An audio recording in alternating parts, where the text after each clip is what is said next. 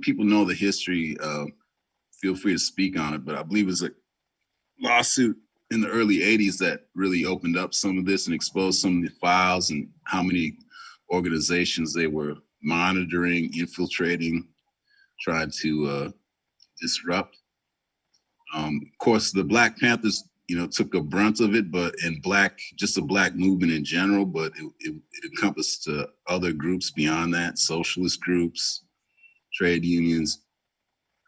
And there's actually a long history of that precedes the Cointelpro program, going back to the early 1900s. I'm not going to get into all that, but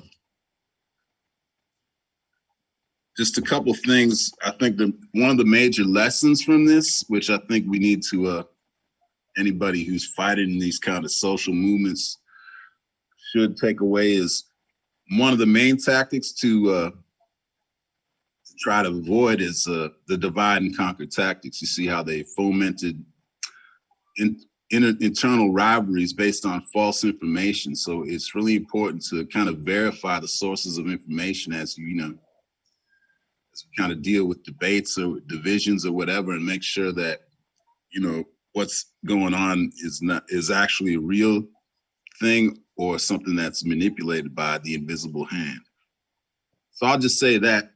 The other thing that needs to be said, though, is especially after 9/11, they took the government made a major shift to go back to these methods, including the use of, and putting more people on the payroll to actually infiltrate or whatever, do human interaction. And that came in with the Patriot Act. And of course, it's been a large, discussion over the following years of the increased surveillance state that we have, and basically everything that's on the internet is being scooped up. I'm sure this is being monitored, and you should act accordingly in general when you're speaking. For us in mass action, we ain't hiding anything. Everything we're doing is perfectly legal. And, we don't lie, we don't spy. So what you see is what you get. One other recent thing I just want to raise, which is part of this, is there was a memo that was kind of leaked or exposed a few years back, talking about an FBI memo talking about Black identity extremists, and you can find it on the internet. Maybe we've done an educational around this before. It's been a while though, but it's not a very long document. It's about 10, 15 pages. But one of the things I think that's really critical about the document that is very related to what we're doing is a large part of what the FBI or this memo seemed concerned about, of course, was a police brutality movement, was this movement that we're a part of. And especially, things that centered around the court trials of these cases, which for mass action, that's a big part of what we do. We do court support. We support, folks in whether they're civil suits or whether they're fighting, to get charges on an officer. And of course, there's a big trial about to start, which we've talked about, the Derek Chauvin trial. But other than that, too, just here locally, we've been doing court support, and it's just good to remind us kind of what happened with the David Wright case. Is a recent case. We've been trying to get the community to come out and support. It was, highly politicized case in federal court right down in South Boston Superior Court, federal court, and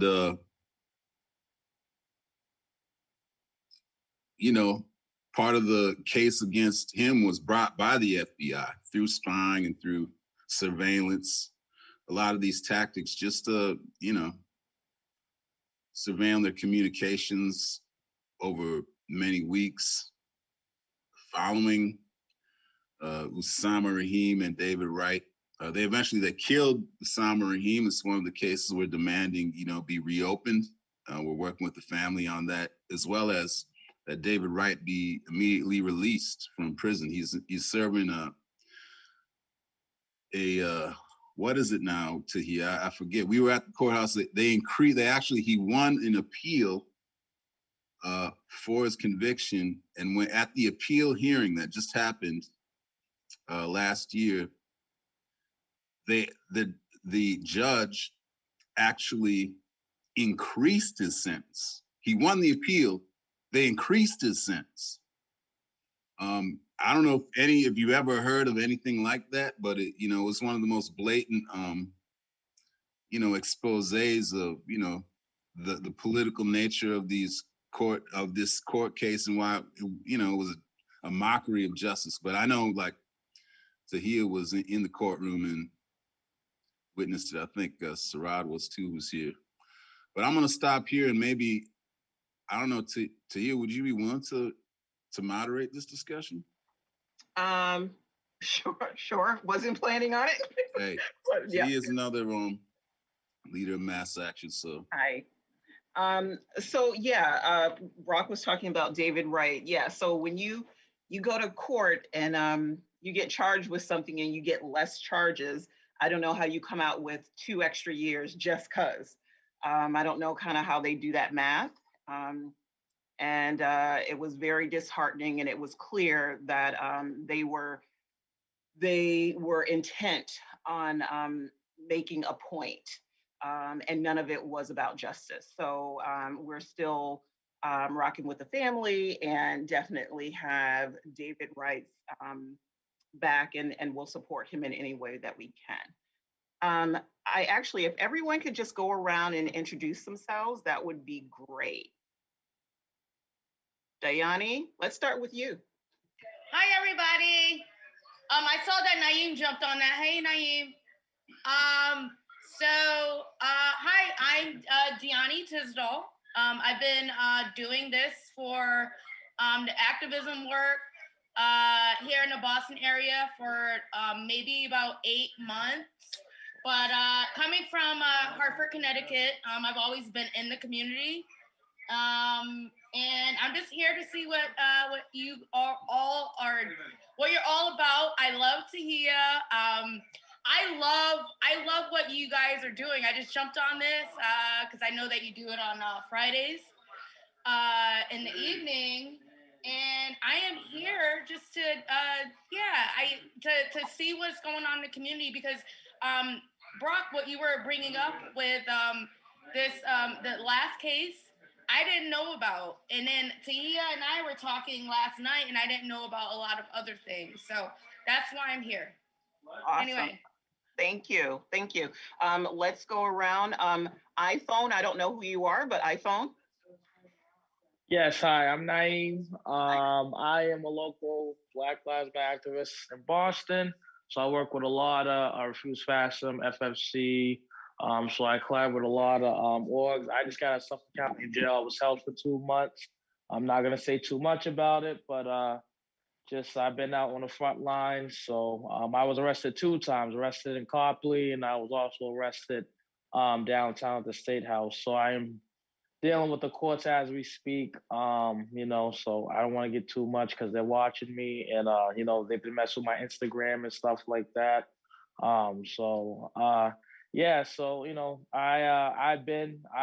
really aware with mass action. I actually met you guys and I've been out a lot with you guys and marching. So I'm really aware of Osama Rahim, David Wright. So I'm definitely informed. And I just want to say that, there's a lot of stuff going on in this state. I don't know if you guys are aware, what happened in Lowell. And it really is a get awareness for all these cases. I'm definitely going to come into the action tomorrow. And I want to speak to more of you guys, but not much about where I'm at and where we should be at. Because there's a lot of, with this video, it's a lot of this stuff, my religion, so the Nation of Islam, so I really back up Malcolm X 100%. Like where we're at and where this stuff has been going on before I was born, even before any of us were being born. And it's just kind of like, where does it stop? And we'll get into that. I know people got to introduce, but that's where I'm at. Awesome. Thank you. Thank you. Who's next? Christine? Hi, I'm Christine. I live in Dorchester, and I am an activist, and I'm looking forward to going to the rally tomorrow because that's Awesome. the jam. Awesome. Awesome. We look forward to seeing you. Yes, you too. I know sometimes it's tough when I have like my sunglasses on and my mask and then my earmuffs, and it's like not everyone can recognize me, but yeah, it's what we got. It's what we got to do. It's what we have to do. Exactly. As long as we show up, it doesn't matter. That's right. Alicia? I hope I pronounced it correctly. It's Elissa. Elissa? Yeah. Okay, sorry about that. No problem. So I think I went to a couple of rallies when I was living in Boston like 2 or 3 years ago with you guys, and now I live in Western Mass where there's a little bit less going on, or maybe I just don't know what's going on yet. But I'm happy to finally have the time to make it to one of these education sessions. So thanks for putting it on. Absolutely awesome. Thank you. Cree?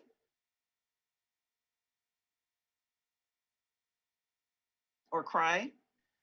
Sorry. Cree, you had it. Okay. It's okay. Hi, everyone. My name is Cree, or Christina, whatever sticks with you. I'm born and raised in Boston.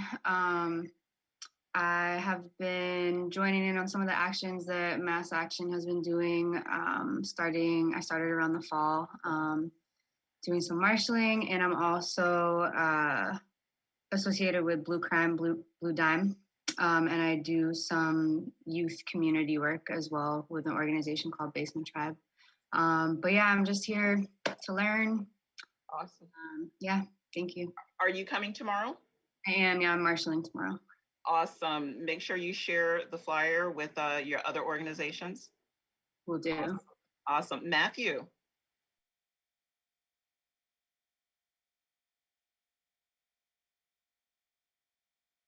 Matthew, are you there? All right, let's go with Phoenix. Yes, hello. My name is Phoenix. I'm from the Mattapan, Dorchester area. I'm the interim director of Boston Area Youth Organizing Project. I also was, I've also been in the system for a very long time. I'm definitely not a stranger to it. Been an organizer and a movement strategist for quite some years in the city of Boston. I grew up here. Excuse me for the background. Yeah, like I'm excited to be part of this education piece. We actually had some emergency housing last week, so I wasn't able to join folks for the march, but I'm excited to join folks tomorrow for the march. I love the fact that mass action has continued to spark for so many, and there's a lot of people who have sat back on the sidelines and have seen so much occur and just kind of, just wanted to stand up and show up. And I love the fact that mass action provides that both educational piece and also the action piece of where do we go from here? So there's always a way to plug in. And I really appreciate y'all. And I'm excited to seeing you guys in the physical tomorrow. Awesome. Thank you, Phoenix. We always appreciate when you're here. Sarad?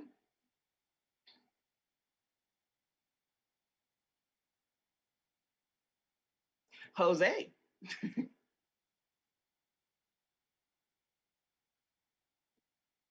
That's okay.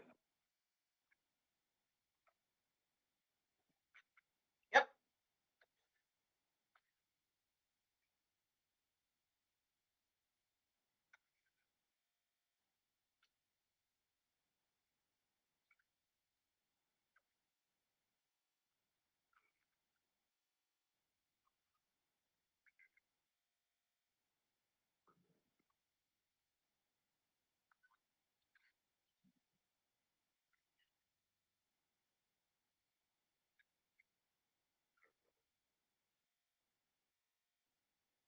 Absolutely. Thank you, Jose. And so just to let you guys know, we have one other member on with Mass Action, that's Sarad. She's probably at work right now. But COINTELPRO in general, and just to let you know, my husband is in the background saying, check for him. His name is Emmett, and he's chiming in. So COINTELPRO, what was your takeaway and your understanding of COINTELPRO, and not just then but now? So I guess I'm asking a two-pronged question. What is your understanding of what you just saw, as well as kind of what we're dealing with now? All right, can I start? Sure. Naim here. Go ahead. All Naim. right, so this is the deal. So I'm gonna say it like this. This has been going on for 400 plus years. But this is the thing now, is that now they've gotten smarter. When I say they, I mean the FBI, the CIA, the police. This is how I look at it. It's the intelligence. They're more smart, because you look at the videos, how they used to do what they do now. A lot of the police brutality that's happened. And let's go back to Rodney King. Let's go back to Eric Garner. Let's go back to Let's go back to all of these victims. A lot of them weren't recorded. A lot of them weren't seen. Now, guess what? We have where everything is happening in the light. And I want to reiterate what happened January 6th. I was incarcerated, and I seen what happened.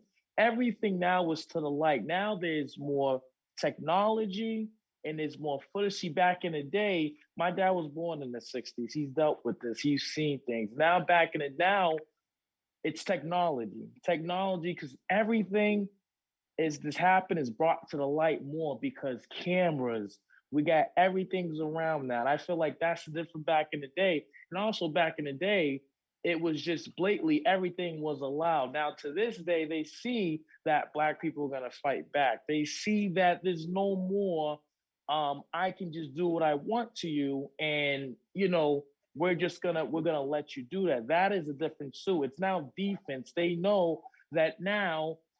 I mean, as a Black Muslim, I firmly agree that we now have each other's back. See, now back in the day, it was a conquer and divide thing, and that's what they do, is conquer and divide, and that's what they're still trying to do.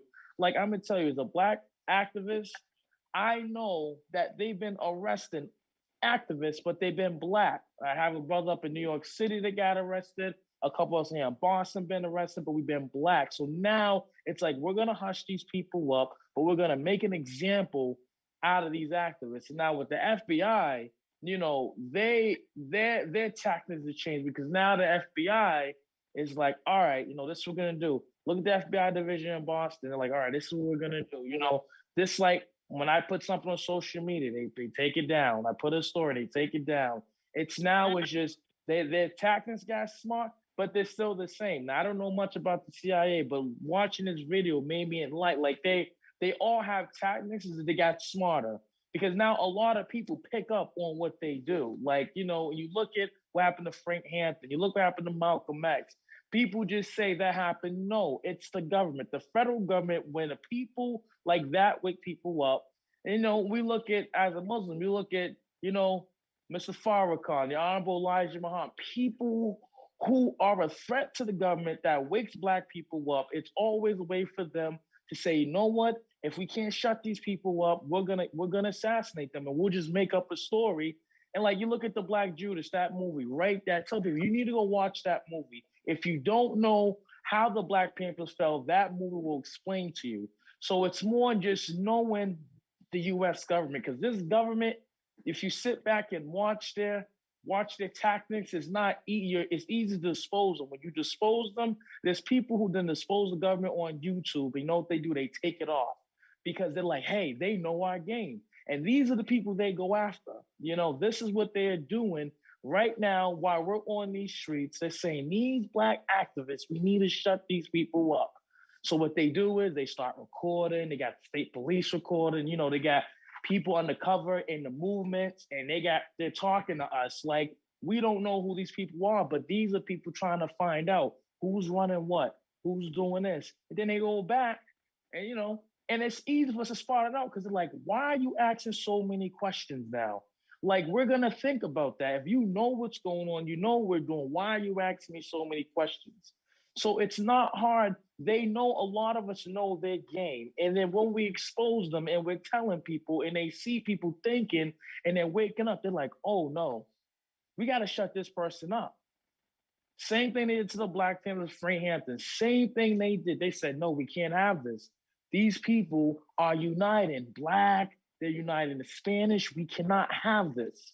And that's what the federal government doing. I tell people, if you don't know their game right now, then you're not paying attention.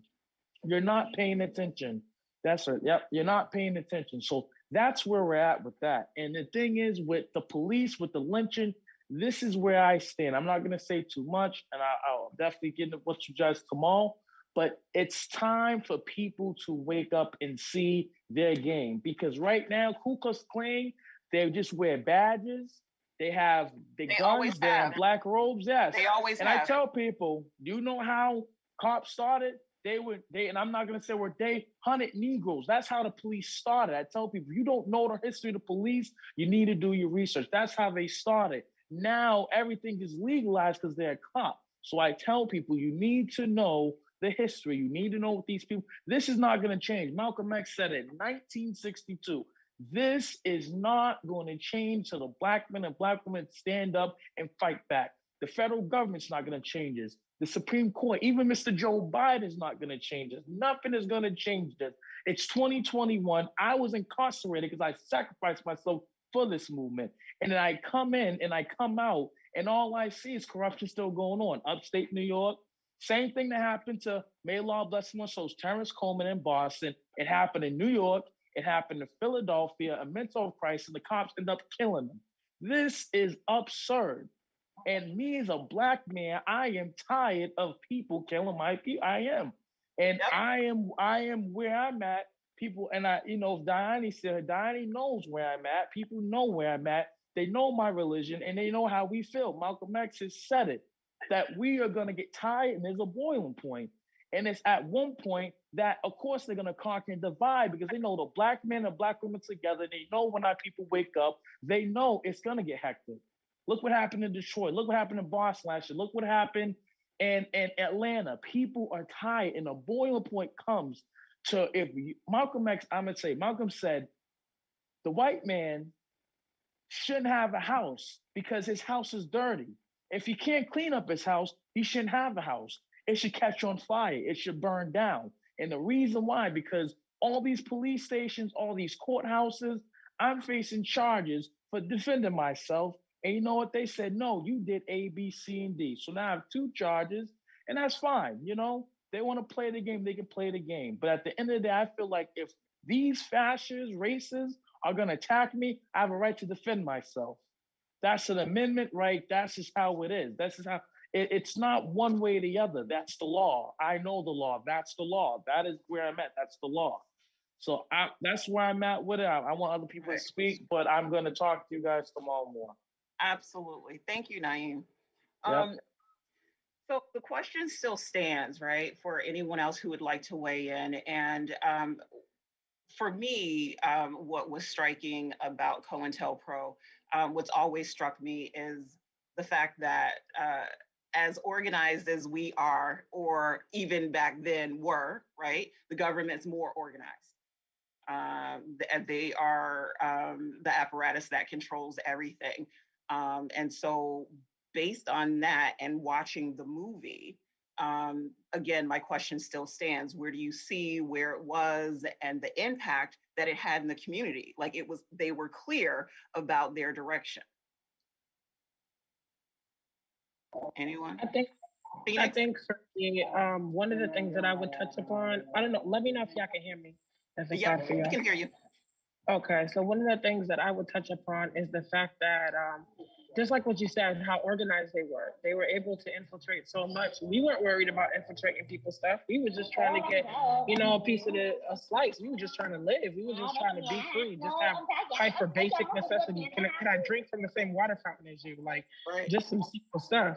And I feel like even now, it's when I'm thinking more and more about it, it's crazy how it's actually more effective now. And they're not wearing, they're not wearing KKK hoodies. They are our doctors, they're our teachers, they are, our city councilors, they are presidents, they are mayors. And I think one of the things that I've noticed is that I'm tired of putting it on these people over and over again. I'm not saying that oh, it's not important to have or to think about the political piece of it. I'm definitely down for supporting that, but it's imperative that we empower the people again, because people really truly Yes. feel like they have the power to say something. A lot of people will go through these situations and they will sit back and feel like, well, how many, like we talked about this the other day, how many mamas have to sit back and think about their child that got killed by the police and nobody said nothing? How many fathers have been locked up? How many moms have been locked up? How many sisters or brothers have been through the same exact situations but felt like their situation wasn't important enough, or because they were in the street, they asked for it or something. And so I think it's vitally important for us to be looking at how easy it was for these people to just decide to make a whole budget to, tear down a whole community, right? And what was the repercussions? There's still, we're in the land of Boston where we still have Haymarket, you feel me? That's where they hung the slaves. That's where they put the slaves. But we still have statues that represent these slave masters. We still have individuals who come into it. It's so important for us to even move to the place where we have Black space, where we're calling in Black space, and for people to understand that it's necessary. It's not racist. It's not reverse racism or whatever bullshit that is, but it's a clear factor of like, yo, we need the space. We need to be able to talk about this. We shouldn't be feeling, hurt to talk about this. And we, we've come a long way having like little different apps that we're able to talk to each other on and being secure on certain things. Even these Zoom sessions at times, it's been crazy how many of the Zoom sessions have been interrupted during the pandemic. How many times last year while we were marching, how many cops were walking with us, how many, all this stuff. And we have to vet these things, and it's extremely hard. And then there's, I thank God that we come from a place where, all of us have our two intuitions, where we're able to kind of seek certain things and notice and be able to handle it differently. But we have to be prepared. We don't be thinking that extreme, but we should be thinking that extreme, or at least have a few people who are thinking on that extreme of like, listen, when we're doing our marches, I always got a few who's holding it down. They always ready, because I don't know what's going to go down, but you're not about to take these people in front of me or in front of something that we're part of. And I think it's important for us to think like that. And it's important. I will say this. The last thing I'll say is this, I've never vented about this, but I will say that we have these people who are here right now, who are Cointelpro. I call them Cointelpro. I'm not about to disrespect people's groups, but they come in masses. They make their own marches, and they purposely put Black bodies in the position to get arrested in front of these cops for no reason. And they pretend that they're doing it on the back of the agenda that we're fighting for. And it is our job. Nobody hired me to do this stuff. I take my 6'2" big behind self though and tell somebody when I don't think it's okay. And I'll put myself in front of that fire, because I think our ancestors illuminate us and tell us who is there to hurt us and who is there not to be with us. And you can kind of just notice the people who are, yeah, let's just go straight to these people. Nah, bruh, our march is this way. Why do you want us to go into this restaurant and start a ruckus? For what? That restaurant is not on our route. Them people are eating them, whatever. Let them feel impacted by us over here. Like, you could tell the people who try to sway to get an energy to be all crazy with it. So I just want to put that out there. Thank you. And Phoenix, I totally agree. What we have is our people power, right? And not just people power, but you have to have the know-how, you have to have the intellect, you have to have the wisdom, and you can't just always do it by yourself. Our collective is what's going to move this forward, and that we're able to exchange information, idea in an honest way. Brock?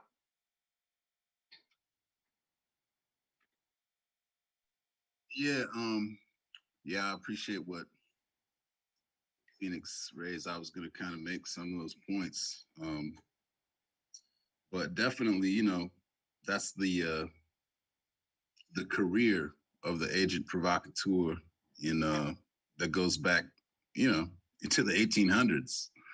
But basically, the role is to encourage other people to do stuff that's going to put them at risk, and give the powers that be an opening to repress with the support of the population.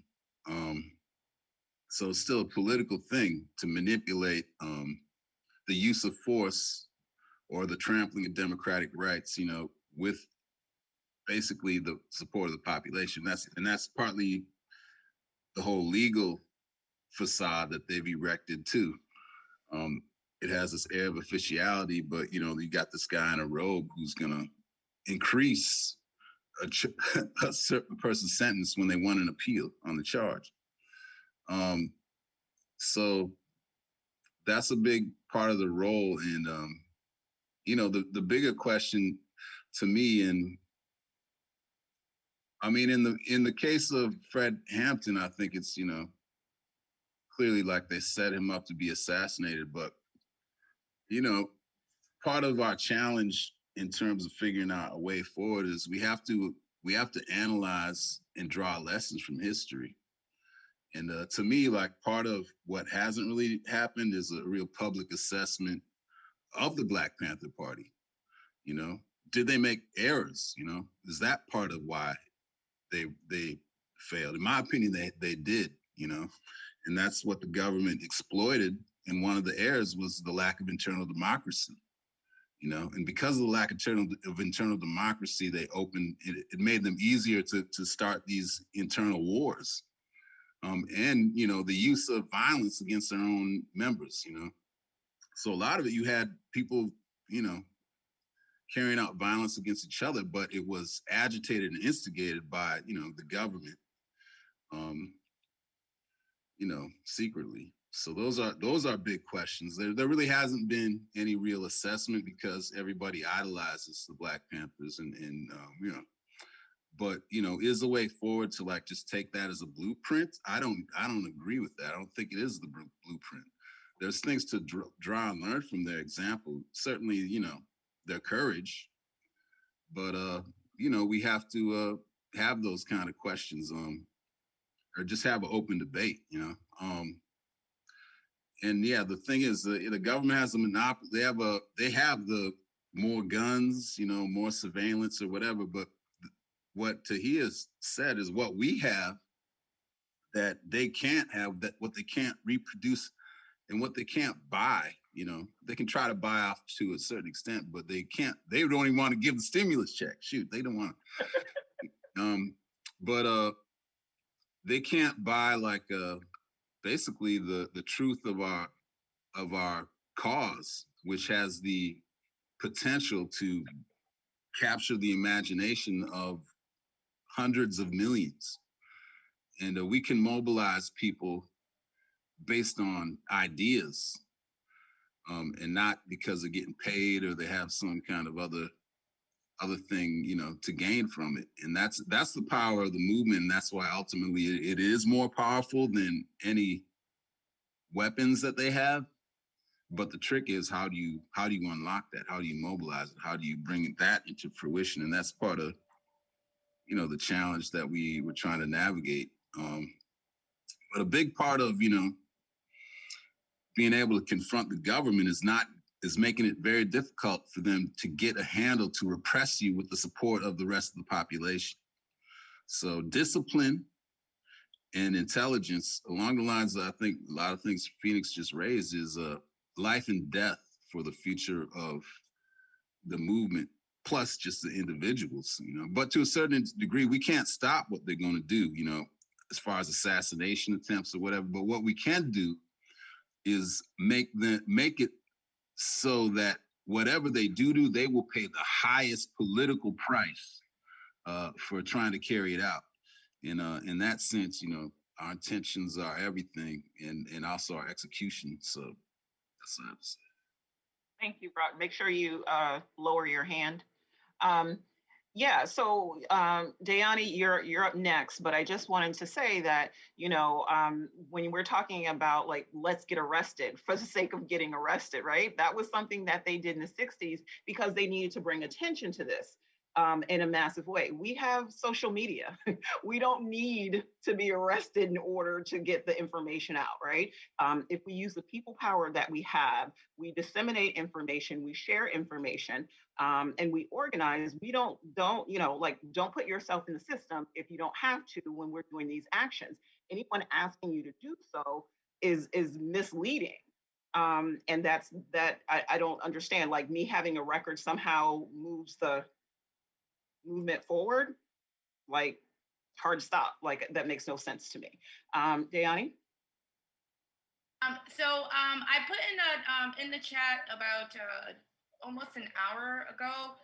The focus of maintaining white supremacy is a platform of the right in 2021. There is no agenda except smashing anti-racist rhetoric. So what that means, so today earlier, because I'm all about what is happening. I'm aware, and I just jumped on the phone, and I'm like, let me call in the Joe Manchin today. I do it, once in a while, but today I kind of was like, yo, dude, what's wrong with you? What's going on? Yeah, Joe Manchin. Yes. I'm done. Okay, go ahead. So, yes, he's in West Virginia. I'm trying to figure out what his game is. I'm like, listen, just basically come out and say that you're a Republican, and then we can just keep it moving, figure it out, change parties or whatever. In terms of what needs to happen right now is the focusing on, and I know you and I talked about calling Congress, and they never get back to you, and they don't get back. They don't get back to any of us. And that's kind of a focus right now for myself, outside of protests and rallies and things like that, because, I don't know what he's standing for, because he doesn't want to give people $15 an hour. And then there's a Democratic congressman that voted against the bill. And then we have to talk about the HR 1 bill, where the George Floyd, where the banning of chokeholds, like chokeholds are the only way that the police kill Black people,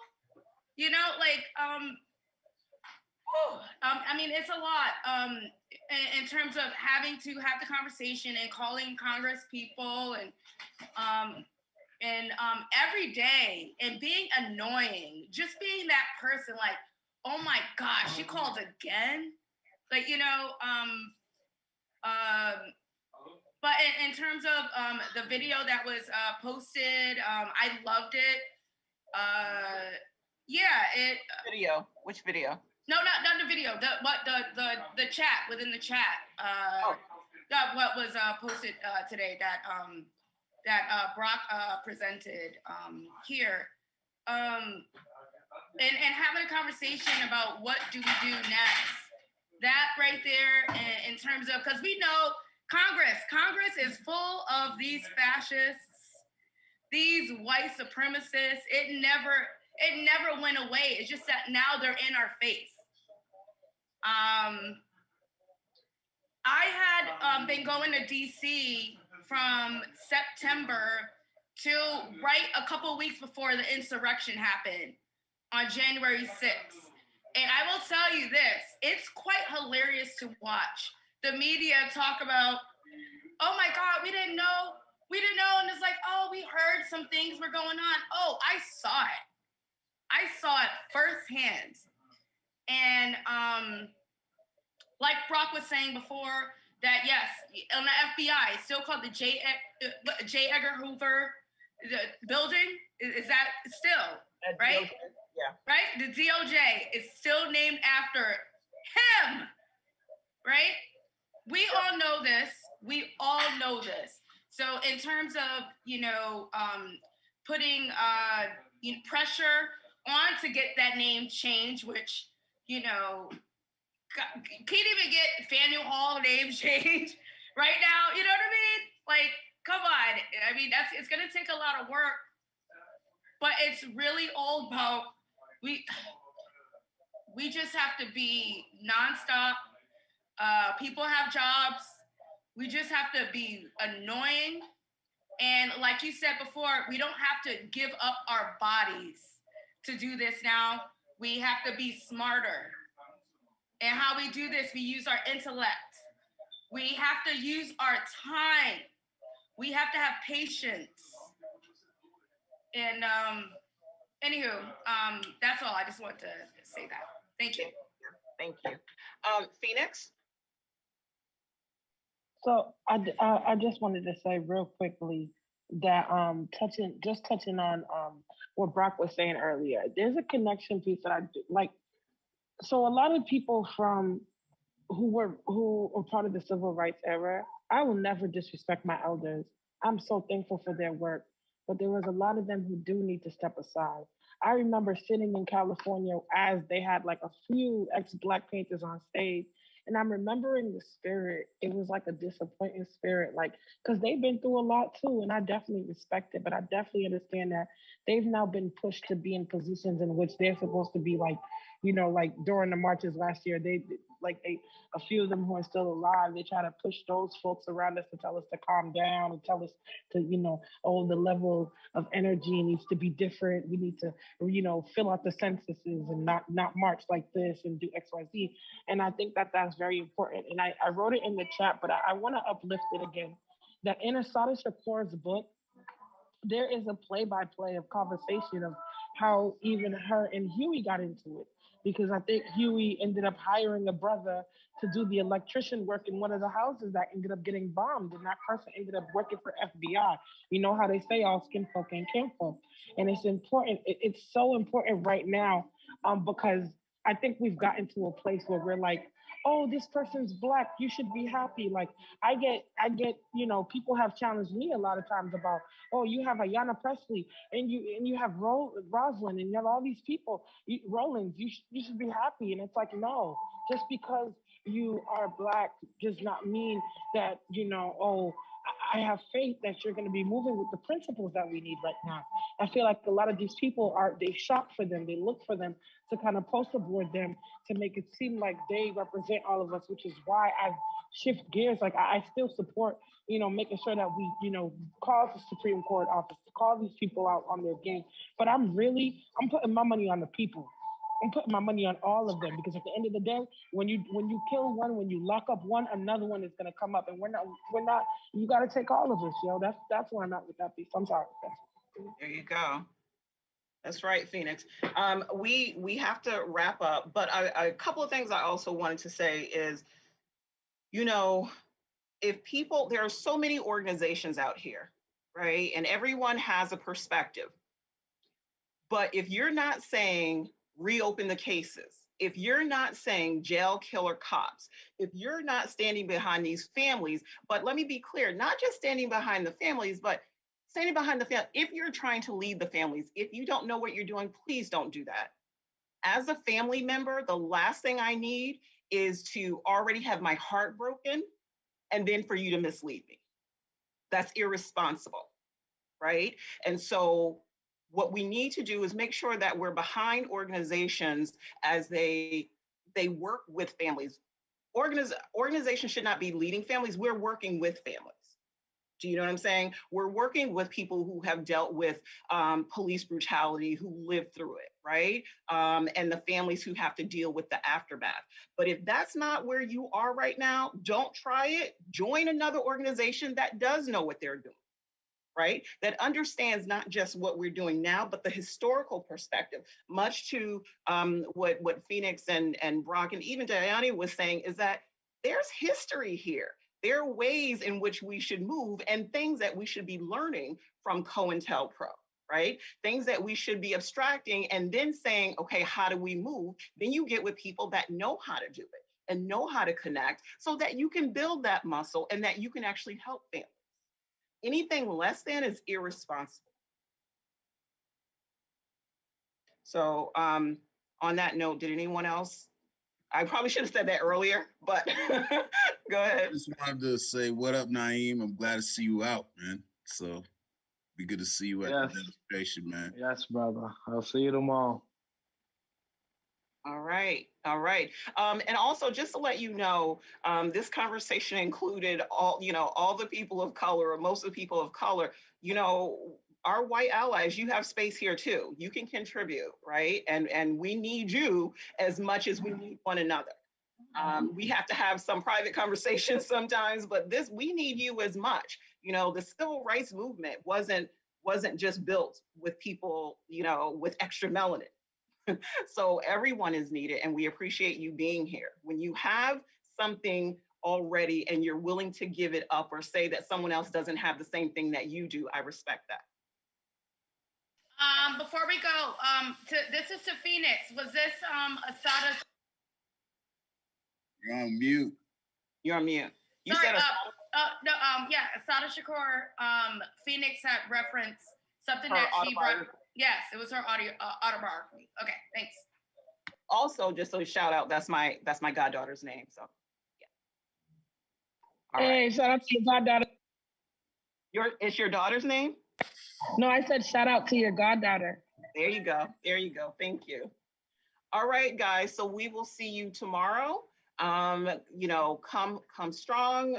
Bring folks with you. Let's turn out. Let's let these families know that we got their back. Let them know that we're part of one community together, trying to make a difference. I'll be there. All right. I'll be there. Thank you so much. Action, See you. y'all. All right, see you tomorrow.